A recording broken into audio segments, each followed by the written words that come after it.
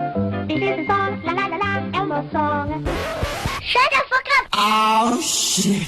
I won't ease your strain. I seek you out, flay you alive. One more word and you won't survive. And I'm not scared of your story.